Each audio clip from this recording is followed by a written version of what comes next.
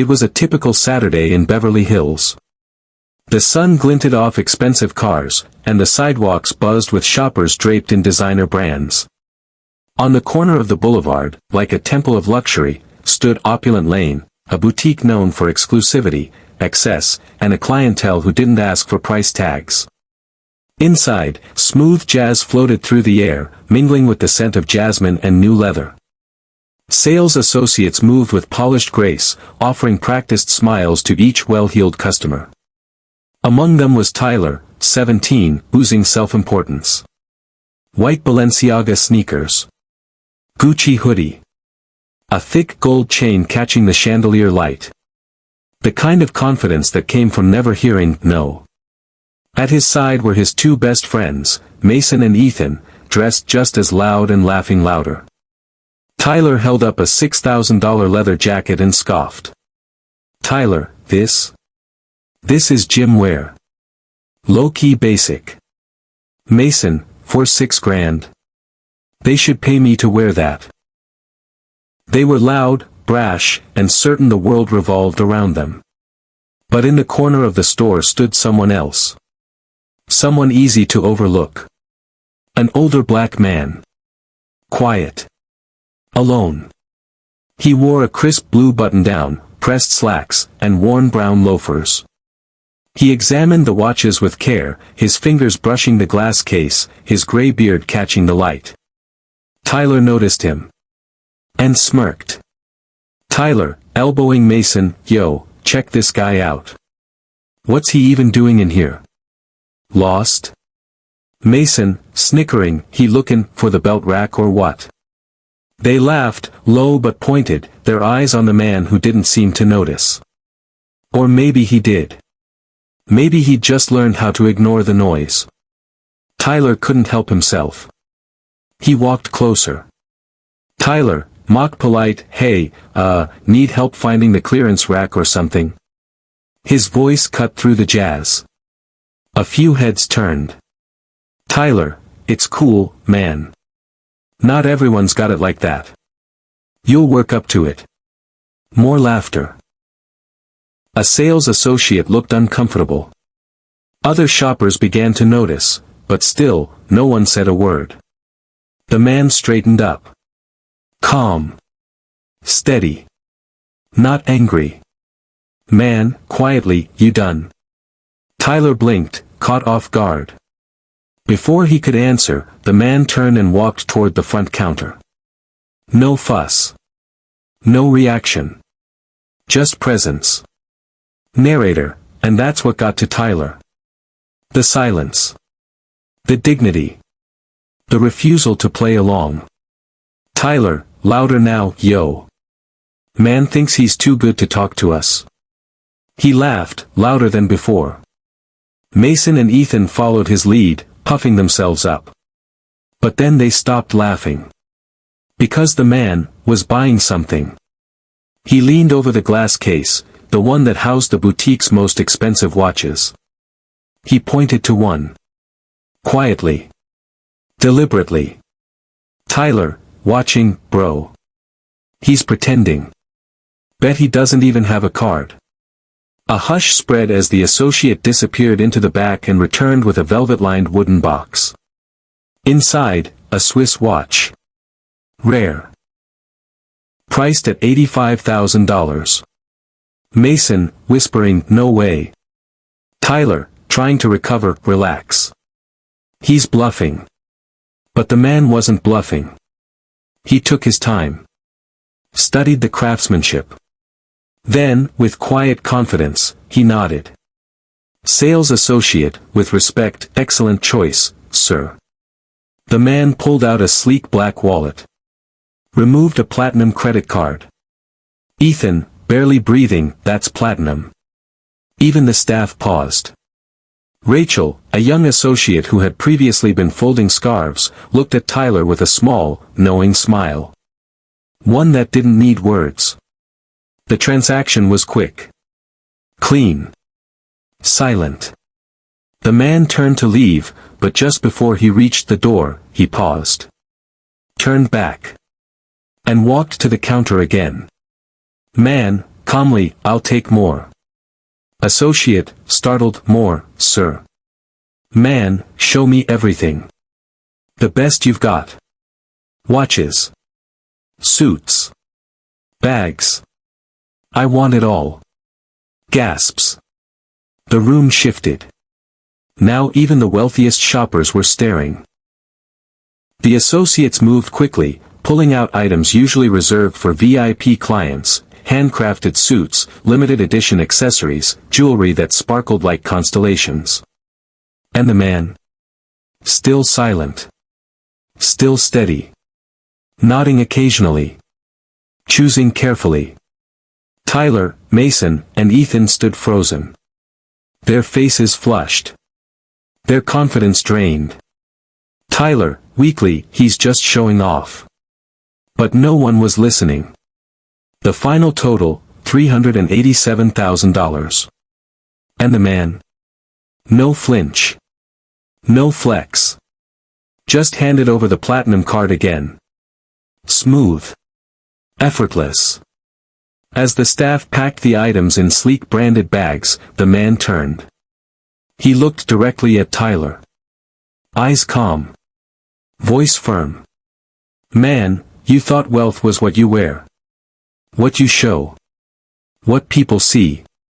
He took a slow step closer, his tone never rising. Man, but wealth. Real wealth, moves in silence.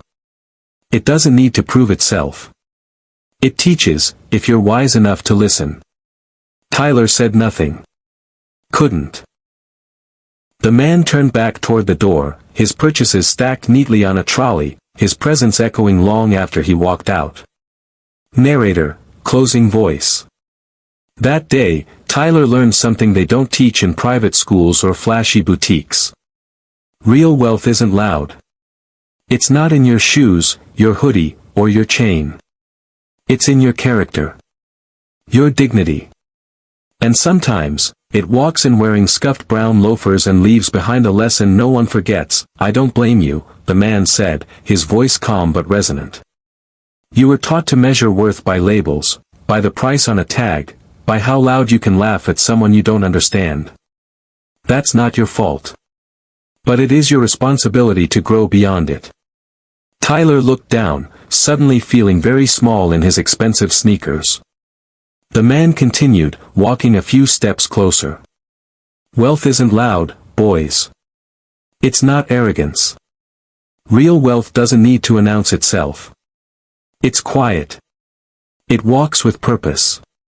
And it respects others. He turned his eyes directly to Tyler, locking him in place with a stare that felt like it could see straight through the designer hoodie and into his core.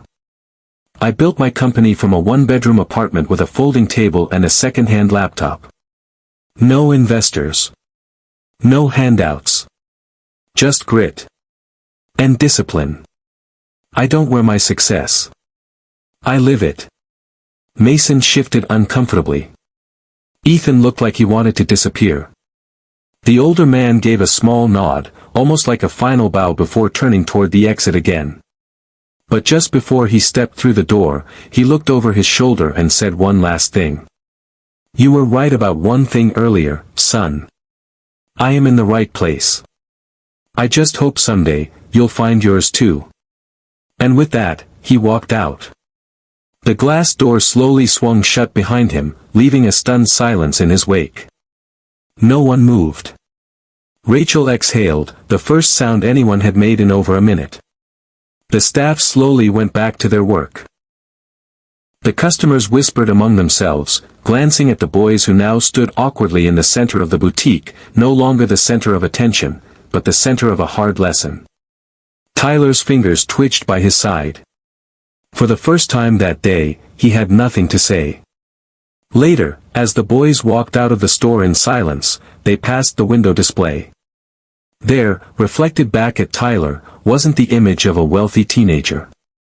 It was the reflection of someone who had just been taught the difference between money and value. And that's the thing about humility. It doesn't knock.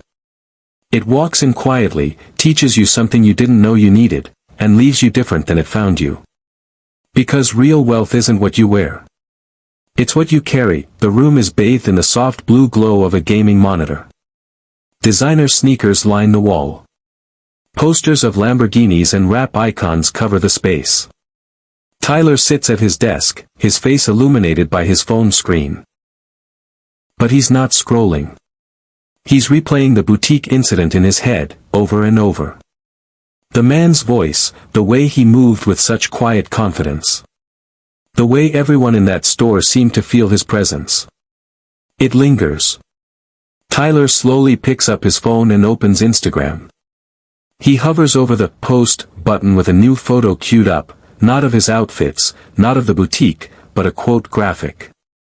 Real wealth is quiet. It walks with purpose and respects others. He hesitates, then adds a caption. Lesson learned. Still growing. Still listening. He hits post. For the first time in a long time, Tyler doesn't care about the likes. Doesn't care who comments first. Something inside him has shifted. A seed has been planted. Int. Boutique, next day. Rachel, the store manager, arranges a new display by the window. As she adjusts a mannequin's collar, she pauses, then carefully places a framed photo beside it. It's subtle. Elegant. The photo? A black and white image of the older man, standing at a podium with a microphone, receiving a humanitarian award. Below it, engraved in small gold script. Elias Morgan, founder, Visionaire Capital. Investor. Philanthropist. Gentleman. A quiet tribute. No fanfare. No explanation. Just truth, for those with eyes to see it. EXT, City Street, morning. Elias walks alone, briefcase in hand, tailored coat catching the breeze. He nods to a doorman. Offers his coffee to a man sleeping on a bench. Keeps walking. Unbothered. Unapologetic. Unmoved by the noise of the world. Because Elias Morgan doesn't chase clout. He moves with legacy. That night, Tyler sat in his room alone. The walls were lined with luxury, designer sneakers, rare colognes, bags that screamed status, but the silence around him was louder than any flex he'd ever posted. For the first time, none of it felt like it mattered. Not in the way it used to. His phone rested in his hand, the screen replaying the moment Elias Morgan turned around and addressed him and his friends with unwavering calm. Tyler had seen confidence before, but this was different. Elias didn't flaunt anything, he didn't have to. He carried his presence like royalty, yet spoke with humility. Tyler felt a knot in his throat. He remembered how quick he was to judge, and how deeply wrong he had been. Opening Instagram, Tyler hesitated. His thumb hovered over the post button as he typed out a caption. Real wealth is quiet. It walks with purpose and respects others. Then he paused, thought for a moment, and added, lesson learned. Still growing. Still listening. He hit post, not for likes or clout, but because it felt right. For once, he didn't care how it would be received. Growth, he realized, isn't loud. Sometimes, it whispers. The next morning, at the boutique, Rachel moved differently. She wasn't just tidying up displays, she was reflecting. That encounter with Elias had stayed with her. She thought about how quickly she had rushed to judgment, how much power was wrapped not in his suit or watch, but in his quiet command of the moment. She walked to the front of the store and placed a framed black and white photo on the counter. It was Elias Morgan, standing in front of one of his foundations. Beneath it, a simple inscription read, Elias Morgan, founder, Visionaire Capital. Investor. Philanthropist. Gentleman. There was no grand announcement, no spotlight. Just a photo and a memory that now lived in the store's atmosphere. Customers who entered that morning paused when they saw it. Some recognized him. Others whispered. But no one forgot. Meanwhile, Elias moved through the city like he always did, quietly. He passed a newsstand and nodded at the vendor. He stopped by a man sleeping on a bench, gently left his morning coffee beside him, and kept walking. He didn't need an audience. His actions spoke for him. His legacy wasn't in the companies he built or the suits he wore, it was in how he treated people, especially when no one was watching. Because Elias Morgan didn't need to remind the world who he was. He didn't need to raise his voice to be heard. His strength wasn't performative, it was lived. And the world adjusted to it. As the screen fades to black, a final truth lingers: teach them the weight of dignity. The rest will follow. Let the world chase noise, attention, and flash. You walk in legacy. As the weeks passed, Tyler's transformation didn't happen overnight, but it did happen. Slowly, his social media posts shifted. Instead of showcasing his latest buys or flexing for the sake of likes, he started sharing lessons learned, moments of reflection, and stories that invited others to think beyond the surface. His followers, at first confused, began to engage in a different way. They commented less about his designer items and more about his mindset. His posts became a space for conversation, real, raw, and human. He began sharing stories about his family, about his struggles, and about the things that truly mattered to him. His followers began to see him differently, and he started seeing himself differently too. Rachel, too, found herself quietly reevaluating the way she approached her work. No longer caught in the rat race of impressing customers with the latest trends or flashing designer names, she felt a deeper connection to the boutique's mission. She started sharing pieces with customers based not on price, but on personal stories and values. This necklace, she would say, was designed by a local artisan who believes in sustainable fashion.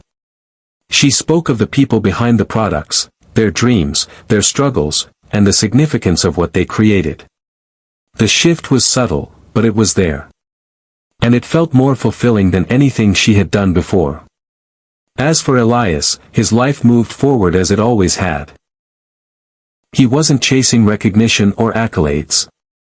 He was focused on his next venture, investing in businesses that prioritized equity, sustainability, and community. He found fulfillment not in applause, but in creating spaces where people could thrive without being bound by their circumstances.